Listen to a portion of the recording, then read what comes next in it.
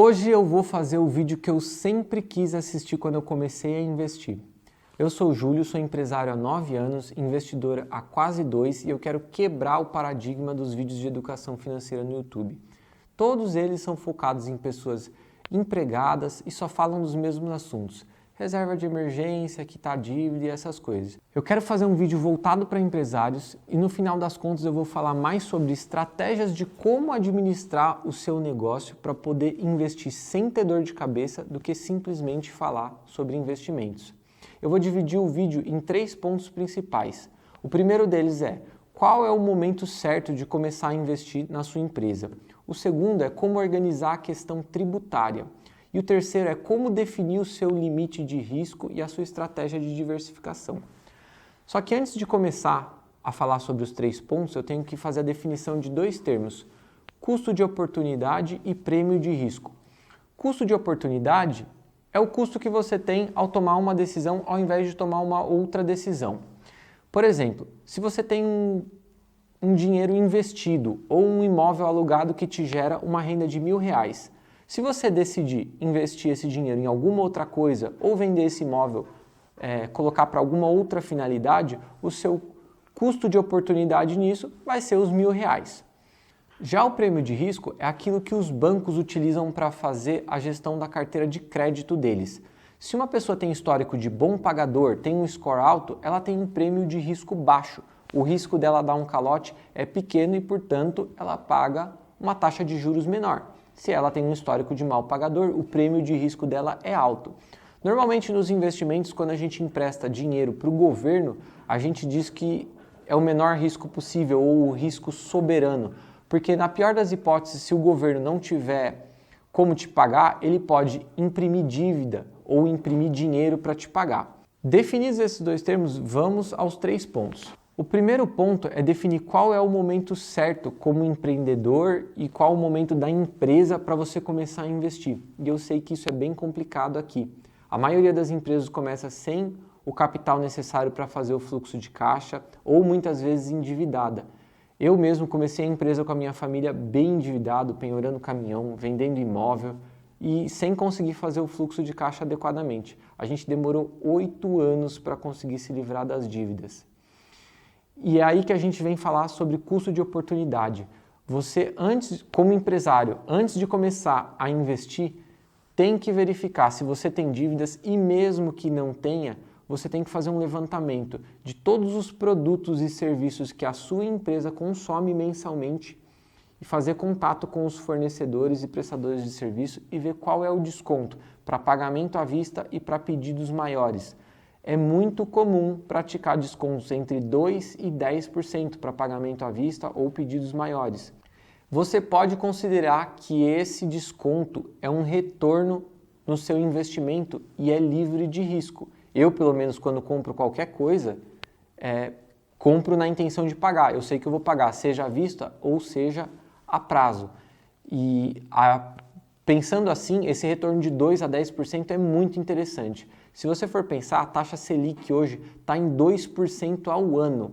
Esse é o retorno livre de risco que você vai conseguir na renda fixa, emprestando seu dinheiro para o governo. Na renda variável, você até pode conseguir um retorno bem superior a isso, porém correndo risco. Então 2% a 10% é muito interessante. Resumindo, vale muito a pena organizar melhor seu fluxo de caixa, organizar a sua empresa e postergar o início dos seus investimentos, ao invés de começar às pressas e prejudicar o seu negócio. O segundo ponto é a organização da tributação e todo empresário tem que se preocupar com isso. Quase todo mundo sabe que qualquer investimento em renda variável, seja em ações ou em fundos imobiliários, tem que ser declarado no ano seguinte.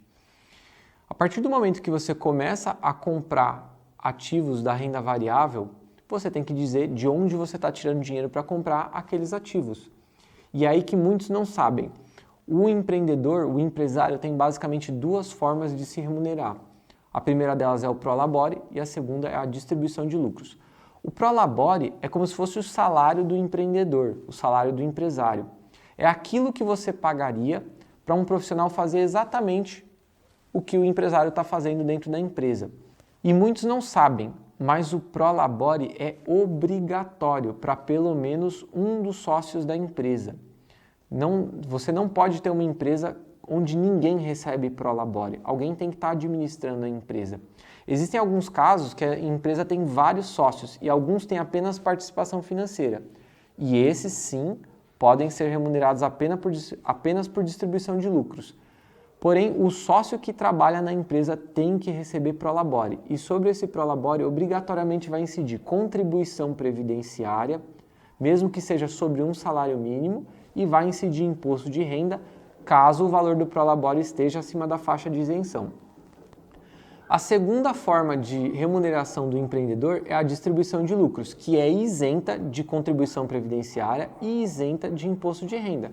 Porém, só pode ser feita, como o próprio nome já diz, se houver lucro, ou seja, o seu faturamento fiscal tem que estar acima das suas despesas e das suas notas de entrada. É muito importante saber isso para não começar a investir antes da hora, não misturar dinheiro da pessoa física com a pessoa jurídica, não ter problemas com fiscalização e também não ter que vender ativos da renda variável com prejuízo para cobrir problemas de fluxo de caixa da sua empresa. O terceiro e último ponto que você tem que analisar é o seu limite de risco e a sua estratégia de diversificação. E assim como nos outros pontos, eu estou falando para você olhar antes para a sua empresa e depois para os seus investimentos. Quando você começa a investir, normalmente é com objetivos de longo prazo, 5, 10, 20 anos, comprar um imóvel, ter liberdade financeira. Se você vai começar a investir e a sua principal fonte de renda é a sua empresa, você tem que olhar para o seu negócio, olhar para o seu mercado e falar qual é o futuro desse mercado que eu estou, qual é o meu nível de diversificação na empresa hoje. Na minha empresa, a gente já errou nessa questão de diversificação e concentração diversas vezes e isso quase levou a gente à falência. A empresa estava lucrativa, mas a gente tinha concentração em um determinado cliente ou fornecedor de mais de 75% do nosso volume.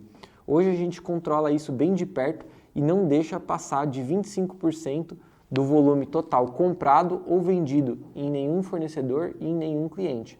Isso não se aplica a todos os negócios, porque em alguns negócios é bem fácil você substituir um fornecedor ou um cliente, mas você deve aplicar esse gerenciamento de risco no seu negócio. Quando você tem um bom nível de segurança no seu negócio, você consegue ser um pouco mais arrojado nos seus investimentos. Eu invisto desde janeiro do ano passado e eu comecei investindo na Bolsa Brasileira. Até o fim do ano passado, eu já estava com mais ou menos umas 17 empresas e uns 7 fundos imobiliários. Já tinha vendido uma previdência, investido tudo em bolsa, estava com um bom valor acumulado e, devido a eu ter uma segurança muito grande na empresa, eu vi uma oportunidade e durante a pandemia eu vendi todos os meus ativos de renda variável, ações e fundos imobiliários no Brasil e investi tudo em uma única empresa americana.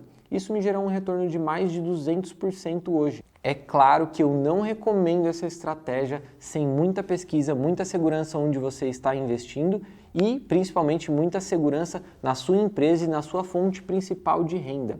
É muito importante, antes de qualquer investimento, você não olhar quanto você vai ganhar com ele, mas sim o máximo que você vai perder caso tudo dê errado. Eu estava consciente que a empresa estava segura mesmo durante a pandemia quando eu fiz esses investimentos. Pensar dessa forma é o único jeito de não correr mais risco do que você pode correr.